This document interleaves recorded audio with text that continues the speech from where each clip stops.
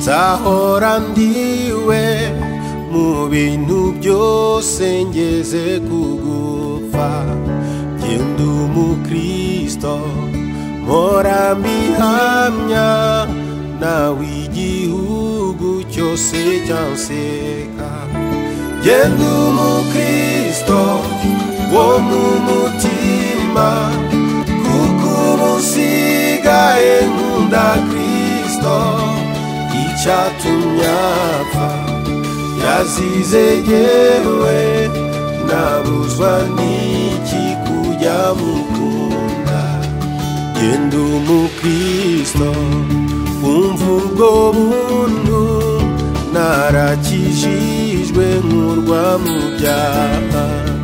Genda umukristo naho naterwa n'ibyago nkaba no ku rugamba. Genda umukristo nd'umutabazi, mu ntambara ndasana n'ibyaha. Mfite umugaba n'umwami Yesu, nituba hamwe nzahora nesha.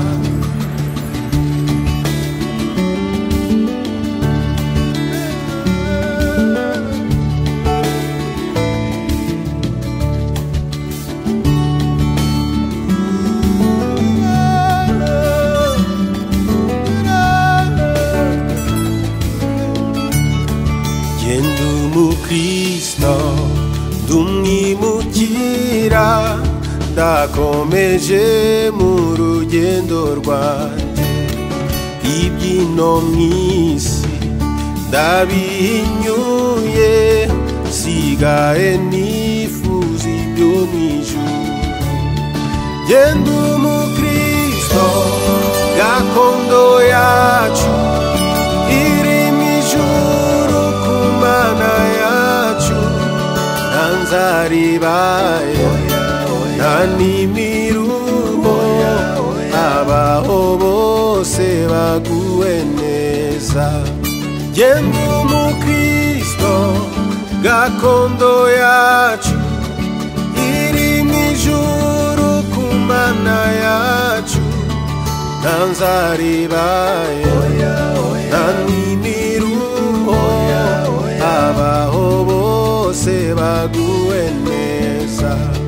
Genda umukristo icyo ni ikintu gihumuriza umutima wanjye, kinyibagiza n'ibyago byose, nkumva nduhuwe n'umwami Yesu. Genda umukristo uko ndi kose, maze nintumirwa ngiye gupfa. Nzagira ibyishimo bitavugwa, nzabona ihirwe ngiye mw'ijuru. Genda umukristo uko ndi kose, maze nintumirwa ngiye gupfa.